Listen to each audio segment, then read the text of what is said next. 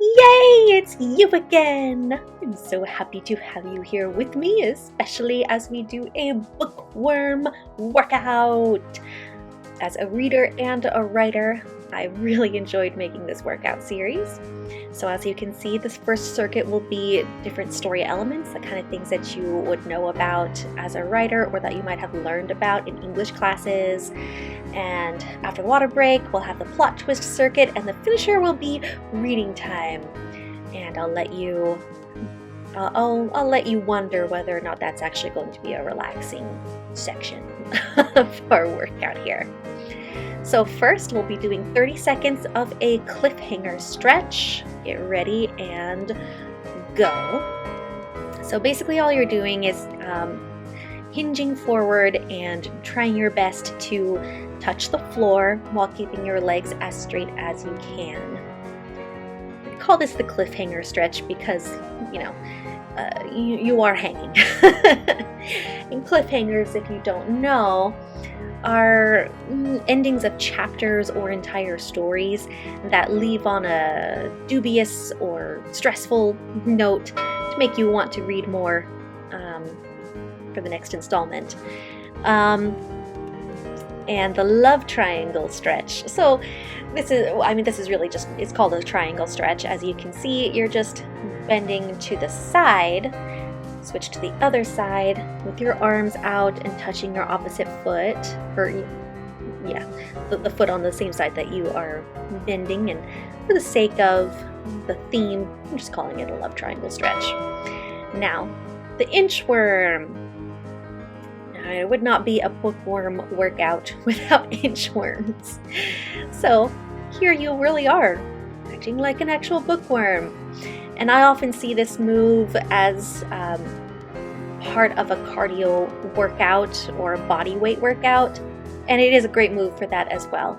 But I like it most as a warm-up, because to me it's just easy enough to warm up my body, but it doesn't give me enough attention for a cardio move.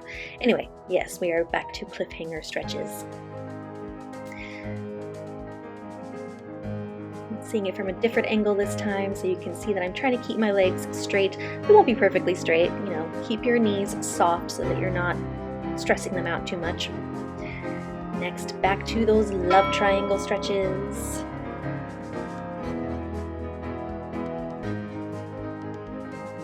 Now, of course, love triangles, they used to be a pretty popular aspect of romance stories, or of stories in general. I think they've sort of fallen out of favor, switched to the other side. I don't know if people just got tired of them, or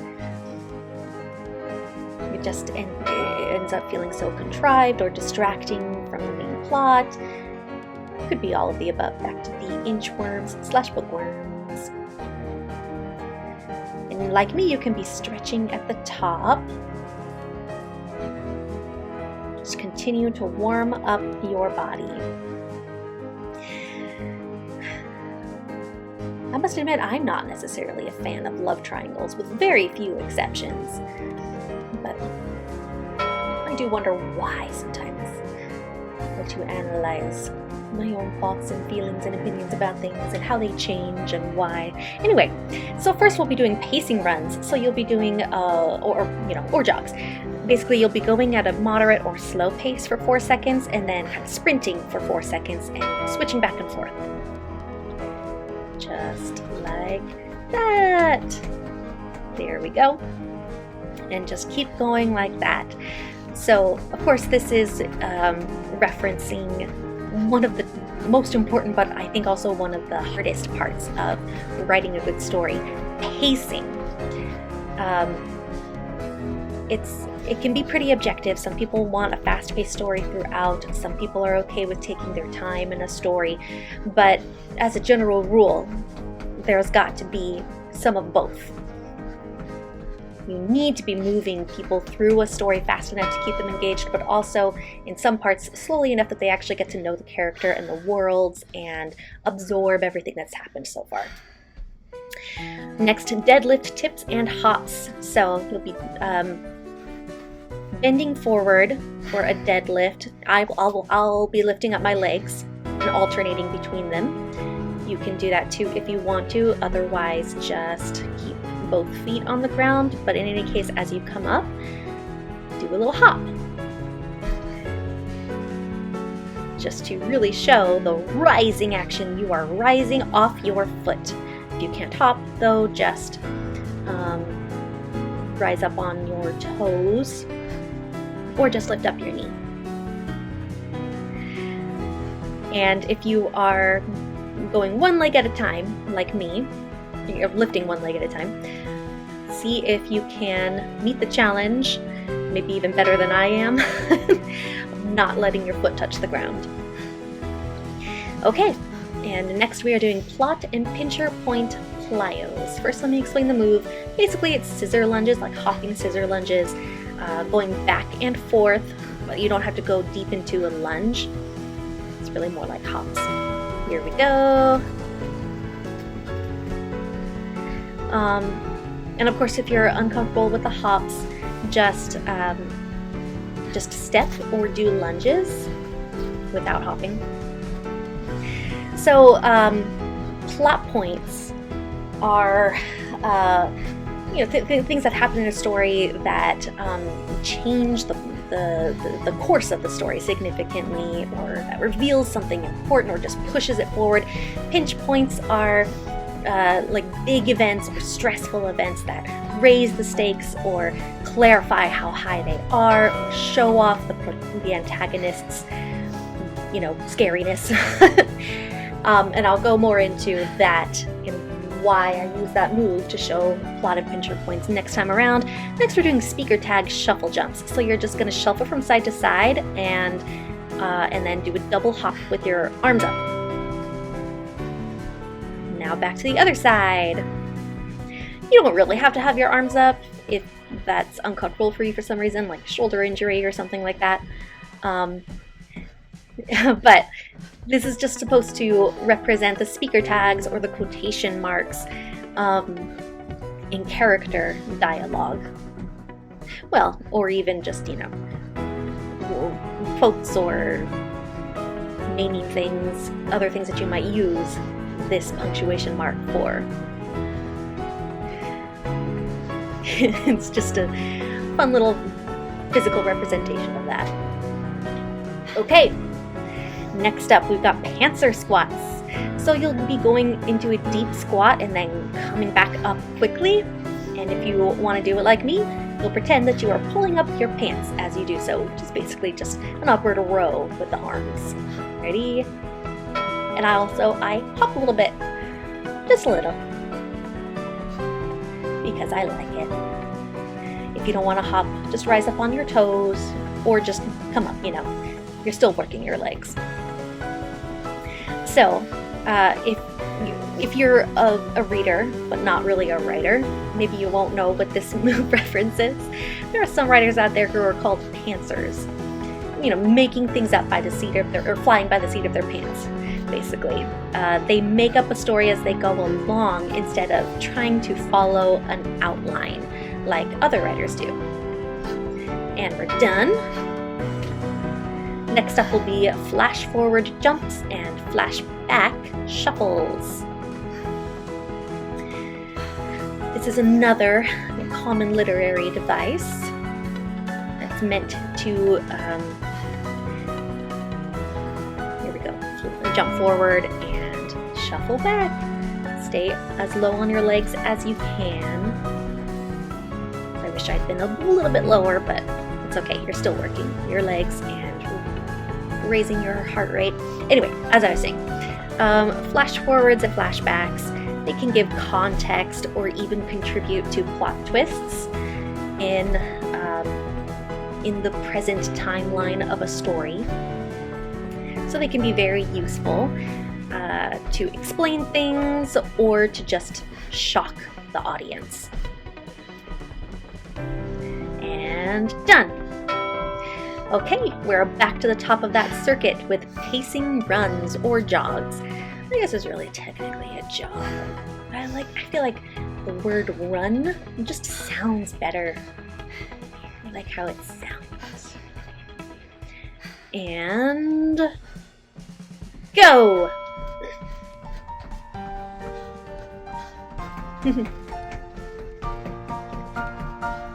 So lots of things can contribute to the pacing of a story. A slower pace might be sort of a rest day for the characters, or going in depth into explanations and descriptions of things. Not so much that you bore the reader, but enough to slow the pace down a little bit. Fast pace, of course, tends to be very action-based or obstacle-based, or skipping over descriptions and just getting to the meat. But again, mix of both usually creates the most compelling stories. It really gets people into it and keeps them interested, so you care and you're excited to see where the story's going. Deadlifts, 2 hops. So rising and falling action is also very related to pacing. I'm sorry, I'm not great with balance. Hopefully you are doing better. But in any case, I hope you're having as much fun as I am, regardless of how your balance is. But yes, rising action tends to have a faster pace. So you are stacking the obstacles on top of one another and moving from one element or scene to another rapidly, or intensely at least. And then the falling action, after the climax or a climax, going to a resting point or lulling people into a false sense of security or wrapping things up for the ending. Plot and pincher point plios. I promised I would explain this one a little bit better. So if you've ever seen a plot and pincher point graph, it looks like a wavy line, almost like a hospital machine. I want to say an EKG. No, I don't know enough about medical terms, but yes. The plot points are usually at where the wave crests, and then the pinch points are. Did I say the plot points? They're at the upper crests. The pinch points are at the bottom of each wave, and so a good story will be going between those things. So I always imagine that wave underneath my feet, and my feet are making the points on the waves. That's where that comes from. Back to speaker tag, shuffle jumps. And shuffle to one side. Hustle, hustle, hustle. You never knew that speaker tags had to work so hard just to make sure that you aren't confused about dialogue or names of things or quotes. I mean, imagine if a writer forgot to add speaker tags to the beginning or to the end of something that needed it. It would be chaos, absolute chaos. You'd be so confused that you would misinterpret the story, and maybe it would upset you, and then maybe you would cry, and you would end up crying an entire river, and it would flow through the streets. That's an example of hyperbole, which is another literary device that's not going to be in this series. Back to pincer squats. And squat, pull them up. So there's some big pants. But I mean, sometimes big stories need big pants, right? I feel like that's quotable. Maybe that should be on a t-shirt. Big stories need big pants.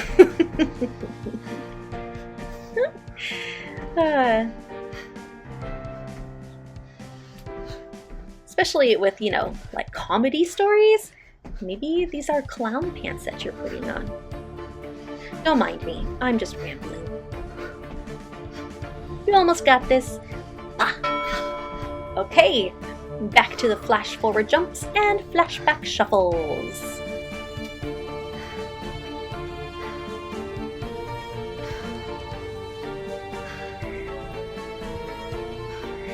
I would say that unless the entire point of a story is to jump back and forth in time, you know, like The Time Traveler's Wife or something similar, I would advise authors not to rely too heavily on this device. I think it's like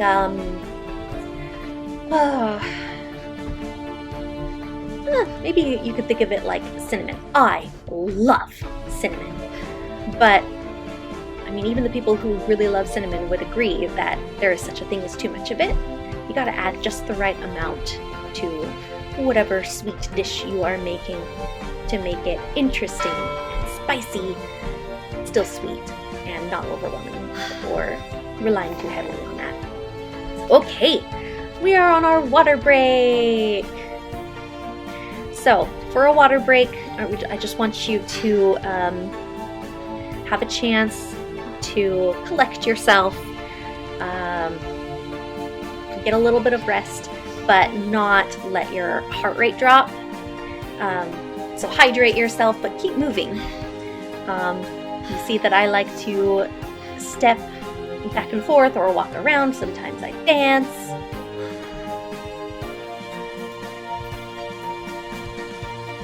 But don't sit. Definitely don't do that. We are coming into our plot twist circuit. So first you will lunge forward. This is just going to be on one side of your body for this first time around. Lunge forward and twist toward the lunging leg, just like that. So of course, this entire circuit will have moves that involve twists. And just like a literary plot twist could be unexpected and tougher to do or tougher to swallow or absorb than you might expect. But just keep going with your knee, your lunging knee perpendicular to the floor, and your other knee, try not to let it touch the floor, not only because then you're keeping tension and building the muscles in both legs, but because I don't want you to hurt your knee, especially, you know, if you're on a hard floor like I am here. All right, same move on the other side. And feel free to dance with me if you want to. Okay, and go.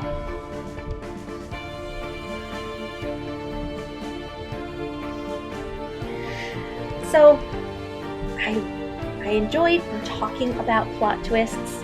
I think it is very frequently one of the elements that makes a story truly memorable and amazing, but only if it's done well. And that can be really tricky. You gotta be able to leave a trail of breadcrumbs that audiences can see and can follow, but still won't expect where it's going. You know, or maybe they only notice it after the fact, but it was there the whole time. Simply blindsiding people feels like a cheap trick. Okay, next we are hopping and twisting your body side to side as much as you can. If the hopping is uncomfortable for you, you can just step or just twist the upper half of your body. But if you do that, try and do it while squatting as low as you can, so that you're still still putting some tension on your legs and working those and raising your heartbeat. You know, just because you need to modify doesn't mean I want you to work less hard. It's just a matter of working differently in a way that works for you. All right, and there. Next up is plot twist knee-ups and kicks. So you will raise one knee. This is going to be just on one side of your body. You raise a knee and twist the opposite elbow toward it, and then you kick up that leg and raise your opposite hand toward it, just like that.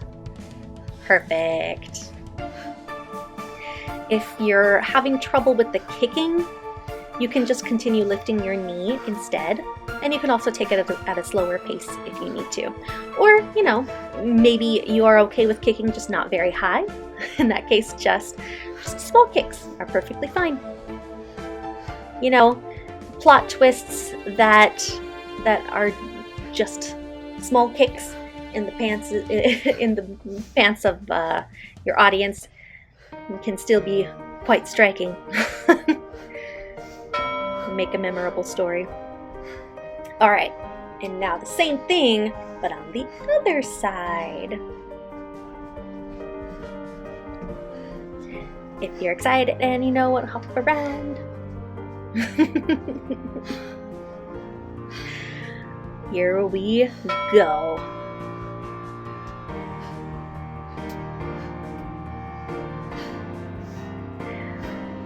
I didn't hop for these, but you can hop for them if you feel comfortable.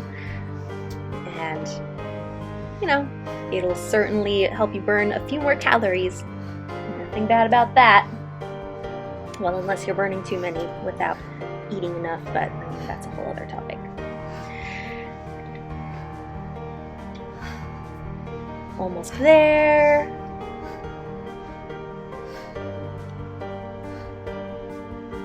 Perfect. Okay. Next, we are back to the top of that circuit. Lunges with plot twists. And you don't have to keep your arms up like I do.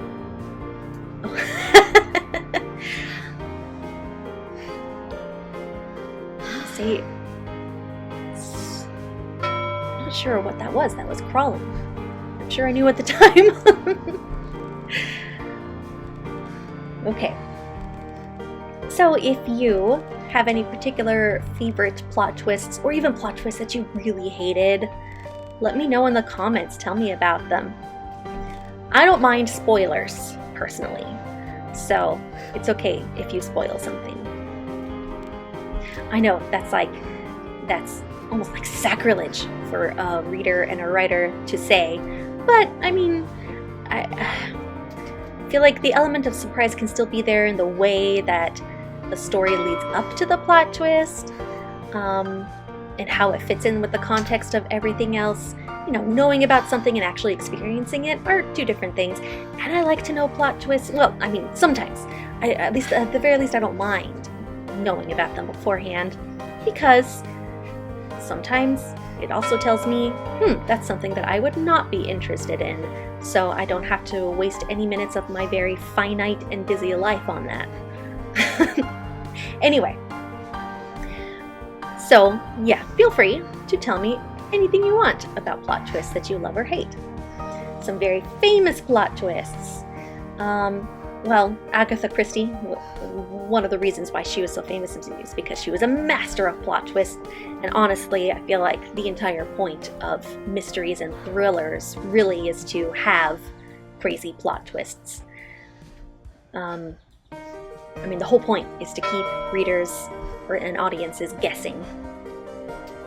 And then to be surprised by the answer. Next, back to those hop plot twists. But I think that two of my favorite examples of plot twists from Agatha Christie in particular are And Then There Were None and Murder on the Orient Express, which are two of her most famous novels, but I mean, for good reason.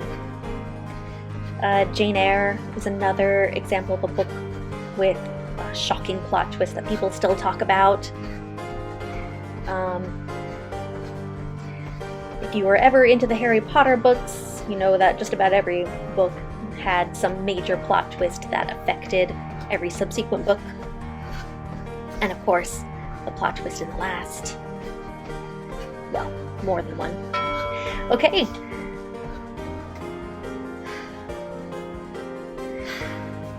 And we are back to those plot twist knee-ups and kicks.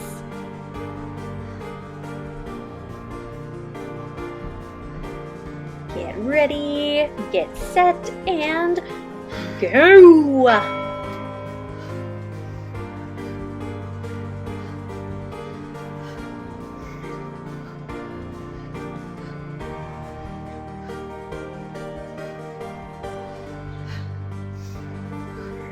Other famous plot twists. Where the Crawdads Sing by Delia Owens. I didn't see that one coming. And To Kill a Mockingbird, another famous example. I'm not going to give any spoilers even though these books are famous, just in case there is somebody out there who hasn't read them. But oh man, To Kill a Mockingbird changed my life.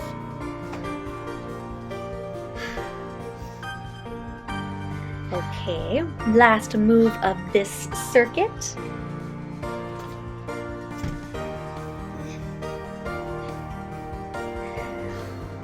Some of the ways that you can, that a writer could pull off a great plot twist might be to, as an example, have an unreliable narrator, or to make use of red herrings, which is like a distraction from the true protagonist. I always want to say protagonist, but it's not. Antagonist. Red herrings, of course, will be covered more in another workout. Or not fully revealing the true identity or purpose of a major character, or even a side character. Hinting at it, but not really revealing it. Okay. Now we are on to the reading time circuit. It's time to relax, and first we will start with a chair sit. Just like this. You're sitting on a chair now, right? What do you mean you're not sitting on a real chair? Is this not relaxing for you? That's so weird. I can't imagine why you would not be relaxed sitting in a chair like you are right now, holding a book in your hands, just like I am. Tell me, what book are you holding in your hands as you do this chair sit? It better not be called Ways to Torture Ari. I have to say I would not appreciate that. And up! Next we are going to the rocking chair. By the way, this circuit, or it's not a circuit because it doesn't have repeats. It is just a finisher. So basically you'll kind of be making your body into a C, and I should have mentioned, have a mat with you if you're on a hard floor. So you're making your body, it doesn't really look like a C, but it should kind of feel like one.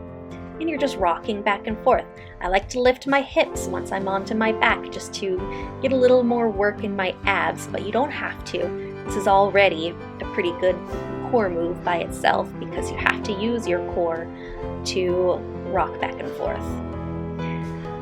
So your last chair, maybe it wasn't quite relaxing enough. This is your chance to find a more relaxing chair. I mean, who doesn't love a rocking chair?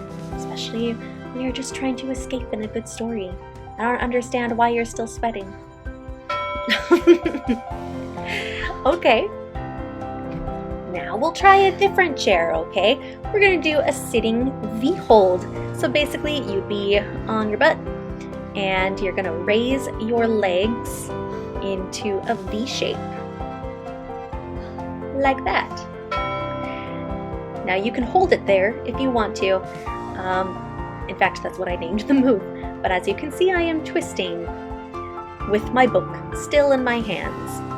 If you need to put your feet on the ground, that's perfectly fine. But in that case, I definitely would like for you to twist to, if you can, to get some extra work in your abs. As you can see, I didn't even twist the whole time. You're probably feeling pretty tired. I'm just twisting in intervals. You can think of it as getting really cozy in your chair. You know, sometimes you just gotta wiggle around to find that sweet spot. Okay, book throws / butterfly crunches. I love butterfly crunches. I think they're fun. So you're sitting with your knees out, and then you come up with your abs and touch the floor. Or, in this case, just throw a book. So you've been relaxing on the floor, reading a great book, and then something happens. Maybe it's a terrible plot twist. Maybe you are super dissatisfied with the pacing. maybe you really disagree with the characterization of one of the characters, or maybe one of the characters just did something that angers you. Maybe the author killed off a character that you loved. In any case, you are throwing the book. I think pretty much every bookworm has done that at least once. And if you want, you can tell me about the book that you threw the hardest, or the last one that you threw. But that's it for that workout. You did it! Hooray for bookworms! Bookworms are awesome. Now it's time to stretch. First thing you can do is bring your leg forward, which is perfect because you're already on the floor, and twist. You're doing another plot twist to move toward the supporting leg. I love this stretch. I say it in like every workout where I have this stretch, but it's true. I feel like I always have to declare my love for this stretch. Other leg.